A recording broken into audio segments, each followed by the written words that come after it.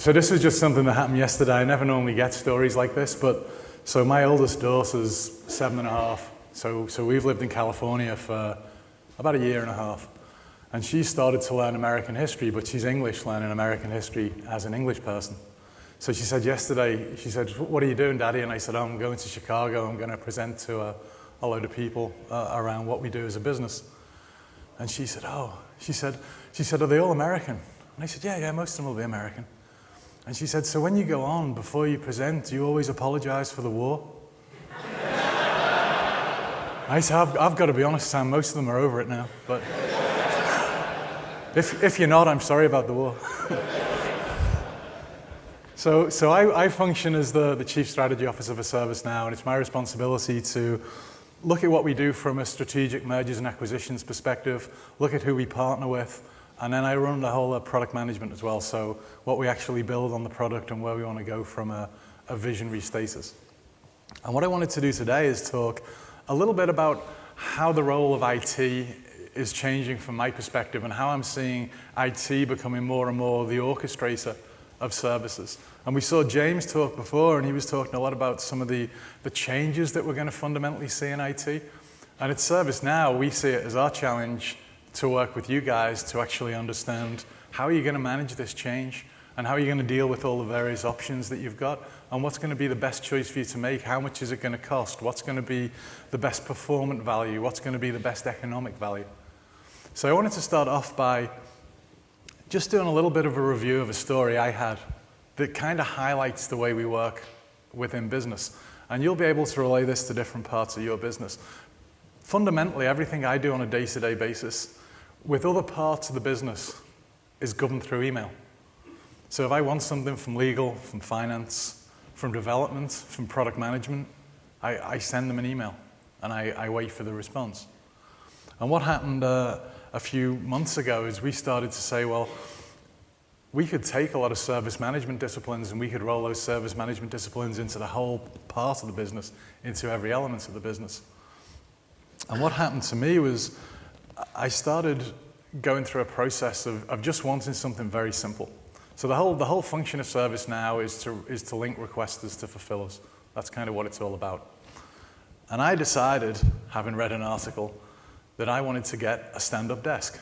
So I wanted to work standing up because it makes you look younger, healthier, lose weight. I can save you $700. Doesn't do any of those. It's just a stand-up desk. So I decided, okay, I want this desk. What am I going to do? I'm going to initiate a request, and I'm going to send an email to facilities and say, "Hey, Greg, facilities want a stand-up desk." So cool. I've sent him the email. It's just a matter of time now. Before it happens, it'll come back to me, and I'll be standing up, and I'll be thinner and sexier. Never happens. Next day, still nothing. So let me send him another email. Are you doing anything with this request?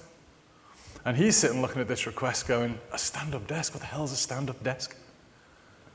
So he kind of sits on it for a while. And I send him a reminder, and he comes through and says, "Look, I need a bit more information. I'm not exactly sure what a stand-up desk is." So I give him the information, and he goes, "Okay, I fully understand it." So at this point, we've had, 6 or 7 emails about me getting this desk. And he goes, "Okay, I understand what it is now. Now I'm going to decide who's going to sign off on the money for it because we've never ordered one of these before." So then the weird thing is, he actually becomes the requester at that point. I was asking him to do something, but now he's the requester. He's got to work out who's going to sign the check for this because it's not standard corporate equipment. So he identifies who's going to do that, and he sends them an email. And then he starts to collate all the approvals that come through. So yes, the CFO says I can have it, HR say I can have it from a health and safety perspective. My boss says he's happy with it because it's coming out of my budget.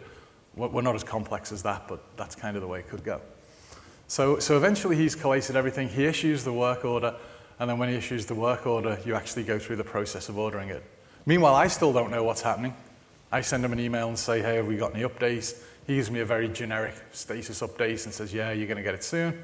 And then eventually, all the order gets fulfilled, and I get notified. I get an email saying, "Yeah, we've gone through the whole order process. We've decided it's $700. We've established that it's a complete waste of money, so you're going to have to buy it yourself." And this is the process I used to go through for Loads of things. Almost everything could go through this process. I used to run all the pre-sales guys within ServiceNow. Every day, I'll probably send 15 emails to HR. You know, we need to move this guy, we need to promote this guy, I need to onboard this person, offboard this person. If I went on vacation, no one followed up on any of those emails, just sat in my inbox. Half the time I'd forget I'd even raised the email, and I'd forget to follow up on it. So one of the fundamental concepts was to take some of IT's practices and expand it beyond IT.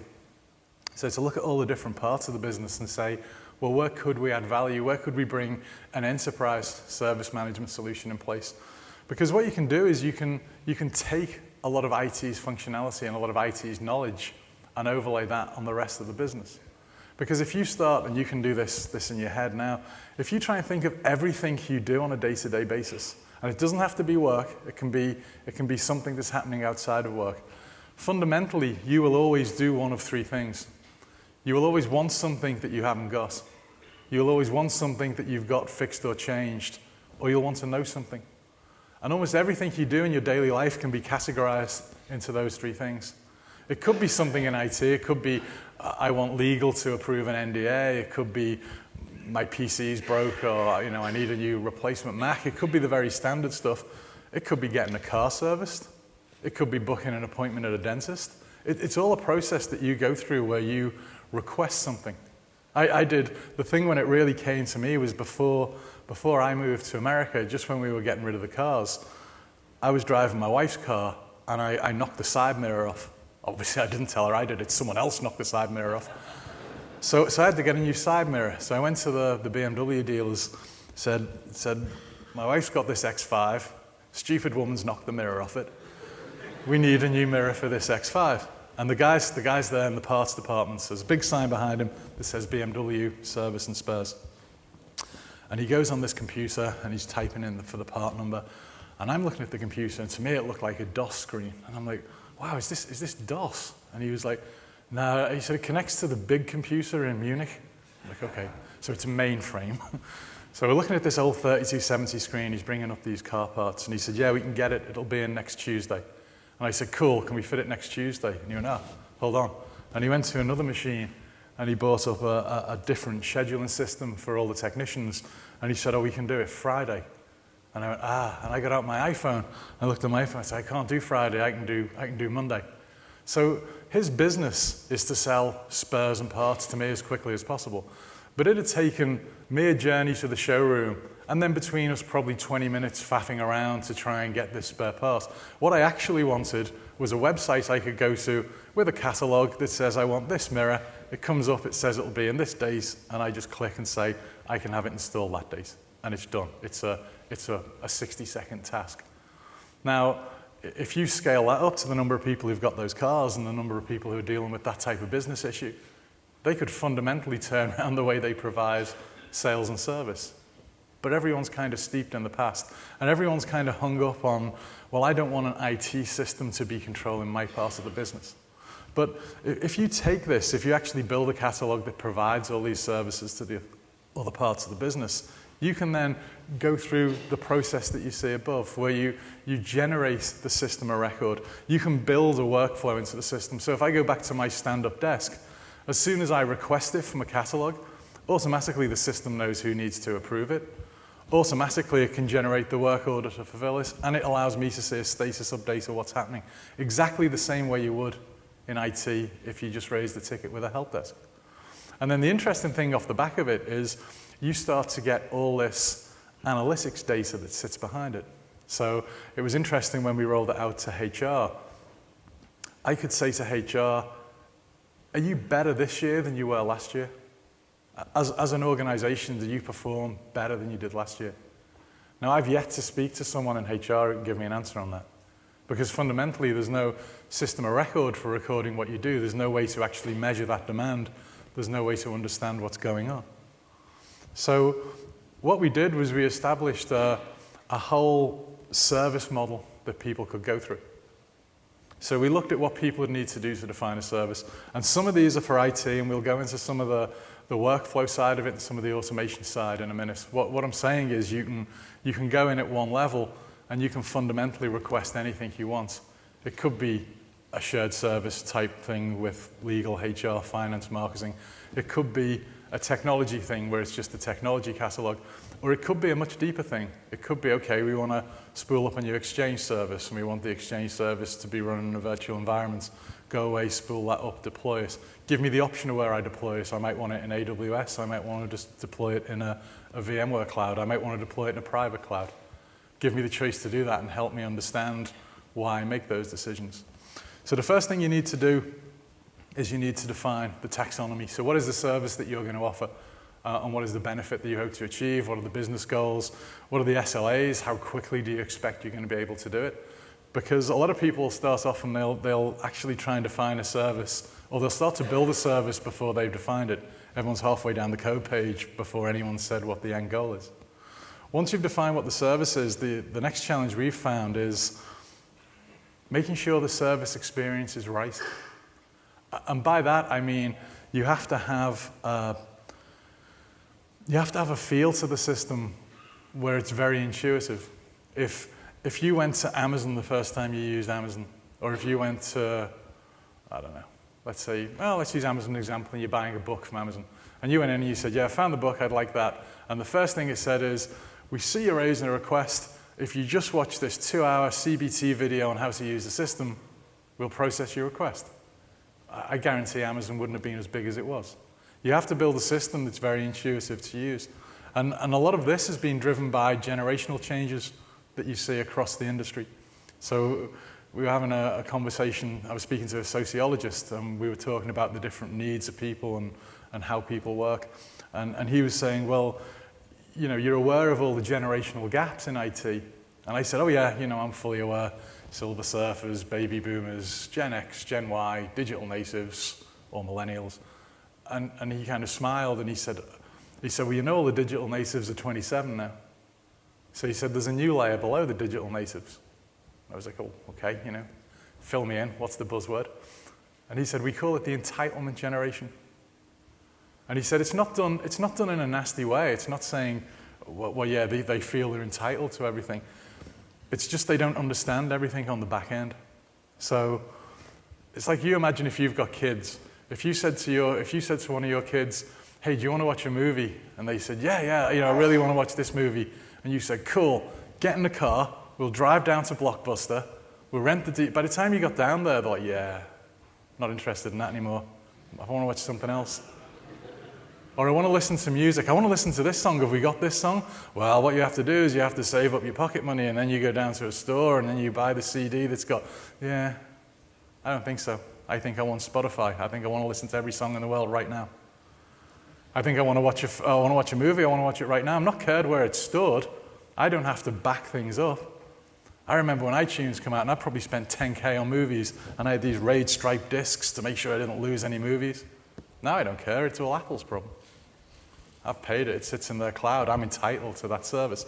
And what happens is people come to IT, and they say, well, I want that same level of entitlement. I expect things to just work. I expect things to just be there. You can't design provisioning of a service, let's take email as an example, where someone joins a company and you say, yeah, an email will be up and running this afternoon. You know, we get it up and running within 3 or 4 hours. Pretty impressive. Because the person who's joined your company is thinking, wow, Google can do it instantly. Google can do it in a minute. So what kind of crap company have I joined where it takes 4 hours? People have different sets of expectations to what we've got. And once you've actually defined what the experience is, you can move on to the delivery of how that's actually provided. And one of the key things to delivering a service is what you actually do around the orchestration of the service. So orchestration, once you've got these common tasks that you do, is the art of looking at how you actually automate these, whether it be removing the really mundane, simple processes, or whether it be automating the very complex processes that people always screw up. So if you look at what happens on a day-to-day basis, you get people spending a lot of time doing really stupid things.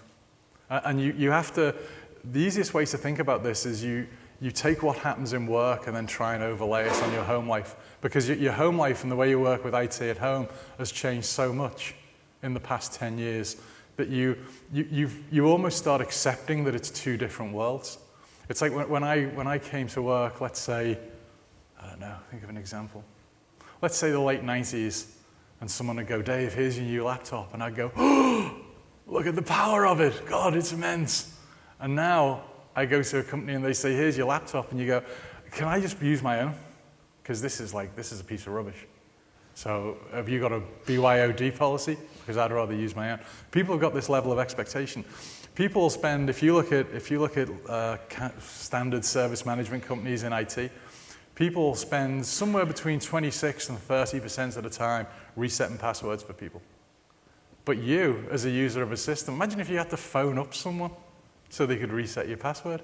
You just think it was the most archaic system in the world. You want to be able to go on, you want to be able to reset your own, give them the name of your favorite pet, answer the squiggly letters, get a new password. That's what it's all about. Why shouldn't business be that way?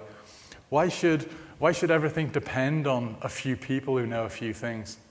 So you always get this in companies, oh, who deals with this? Oh, John does this. Oh, what happens when John dies? Well, we'll probably put a new system in because he's got this much tribal knowledge that sits with him, there's nowhere else to go. So the ability to automate that allows you to have a more nimble workforce, a workforce that you can replace without fear of the fact that, oh, if Steve ever leaves, we'll lose the root password to that box that manages everything that we do on the system.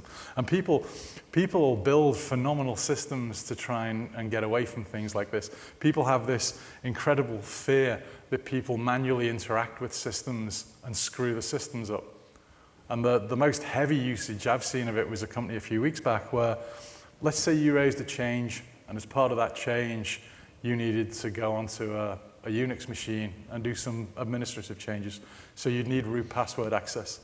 What they'd do is, as part of the change, they'd grant you root access. You'd ask for how long you needed access for it. So you say, oh, it's going to take me an hour to do it. They would issue you the root password and they would expire it after an hour. And that was their process to try and lock it down. Rather than saying, well, why don't we just take an approach of try and understand what they're doing on the system, allow them to orchestrate that change, and then allow the system to just do the change without all this hassle of going around messing around with resetting root passwords. And it's inconsistent every time. Everyone does things in a different way.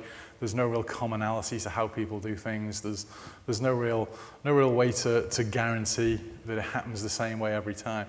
So we see a lot of people go through an iterative process around this. And like I said, it could be absolutely anything. It could be how they deploy their virtual infrastructure. It could be how they deploy physical infrastructure. It could be change. It could be incident. It could be problem. It could be any element. It could be HR. It could be facilities. People go through this constant evolution process of saying, well, if I've built this portal where people can come on and they can access absolutely any service that this company provides, I can start to do some analysis. And I think it was James that was talking before about data being key. Once you've got that data, the amount of work you can do and process is amazing. The amount of information that you can get is amazing.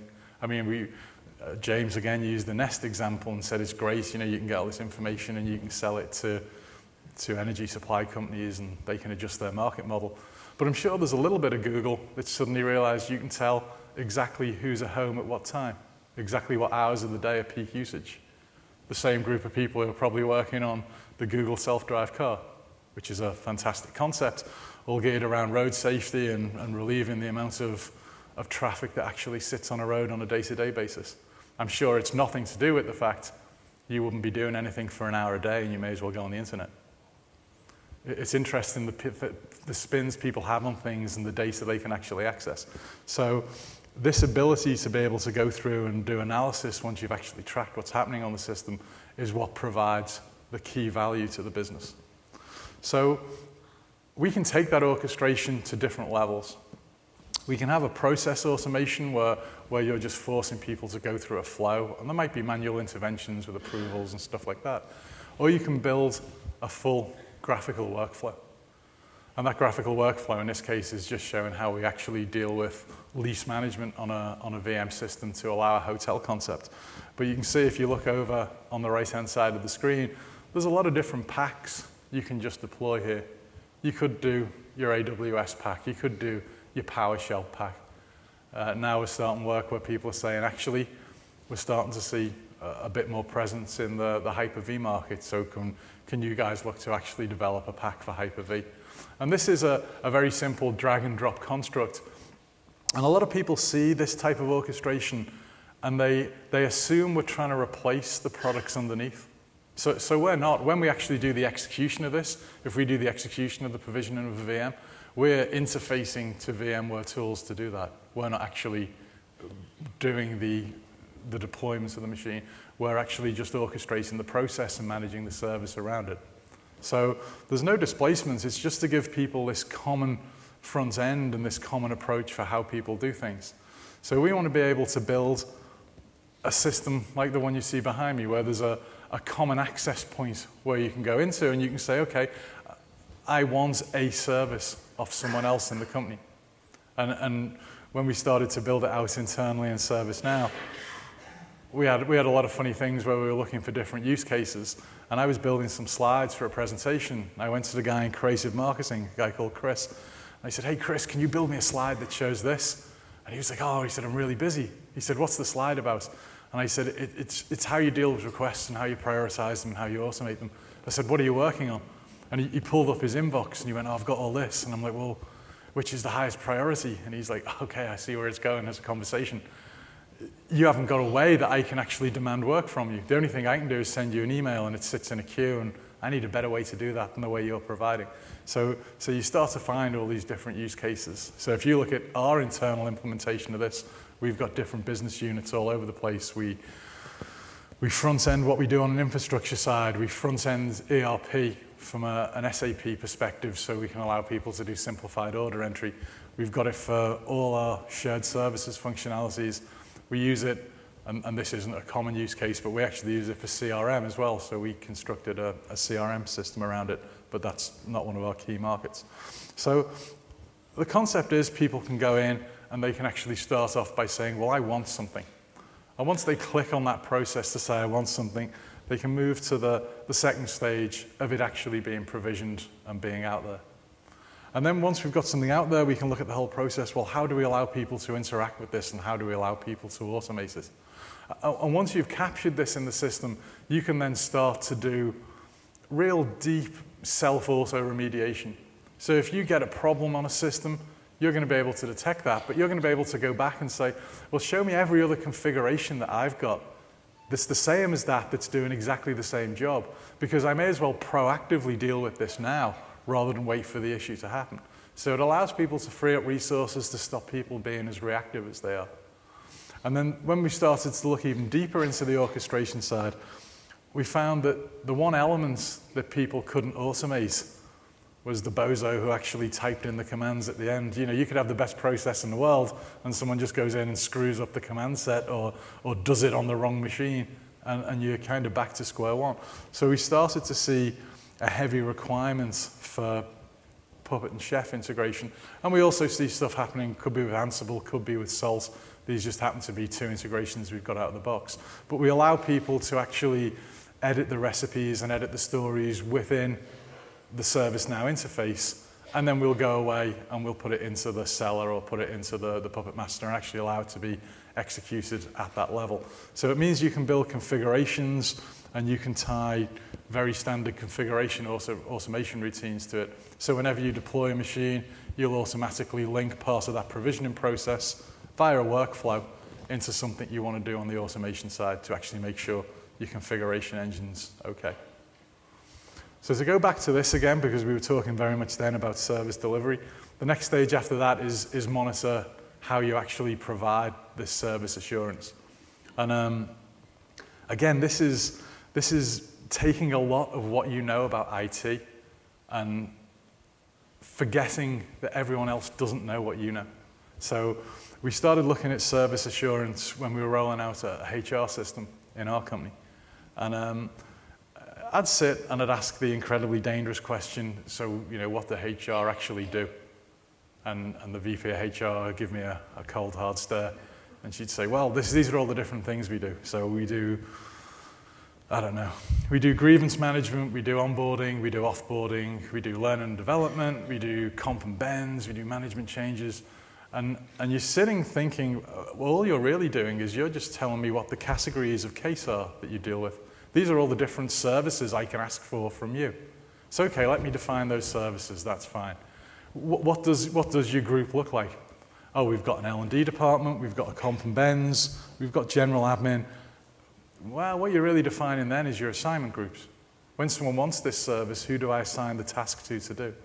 And then you start to put IT knowledge on top of this to guarantee the service, and then it gets ridiculous. So you can say, and we actually did this for real, we said, so when you get all these requests for service, or complaints, or cases, or even if someone just wants to find out something from a knowledge perspective, are they all equal?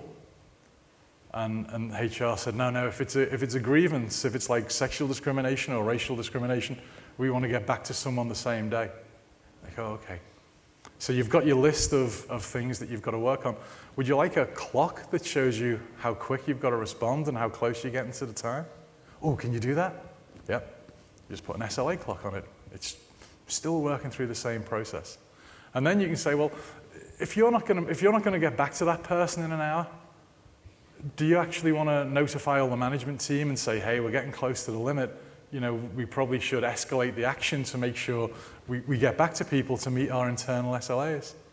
And that was like, you know, Moses coming down the mountain with the tablets. It's like, oh my God, surely such a system can't exist. It must be the devil's work.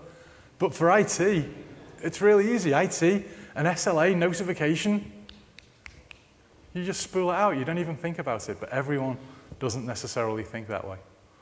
And then the final stage, what you can actually do with the data that you get from the system. And you're all kind of used to IT reporting and how you can actually run reports and say, yeah, we've got this many priority ones, or we've had this many systems down, or this vendor's stuff's more unreliable than this vendor's stuff. What you can actually do from an analytics point, though, is you can start setting KPIs. So you can start looking at indicators rather than looking at results. So reporting tends to always be historical. Oh, this is how many priority ones we got last week over the week before. So you only found out about it after the event. If you can start setting KPIs, you can start to identify trends before they actually become problems. And again, I'm going to take it outside of IT and say we started to overlay this onto HR. Because once they were recording the type of things that were happening in the company, we could start to say, well, okay, how quickly do you onboard someone this quarter as opposed to what you were doing 12 months ago? There you go, you're getting better. You're onboarding people faster. How many grievances are you dealing with in the correct period of time? So yeah, you get to a certain level, you're actually improving morale in the company. Grievances are getting dealt with quicker. The people who've been here for 5 years complain a lot more than people who've been here for 6 months. The people in APJ complain more than people in America. You can start to identify problems, you can start to identify business trends, and you could do that right across IT if you want. And what this does is it allows IT to fundamentally become the center of the organization, to be the people that someone goes to and they say, how do I manage business demand? How do I get visibility into my business?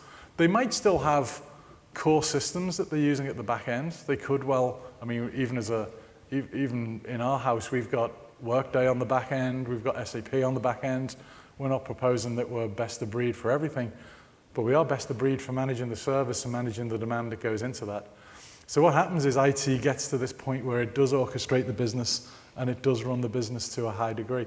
And people see IT as, especially if it's a proactive CIO, people start to see IT as the people they can go to solve the problems rather than a reactive CIO where a business unit goes, I've got this problem, I'm buying this software, you're going to deploy it and manage it for me, which is a terrible model to go for.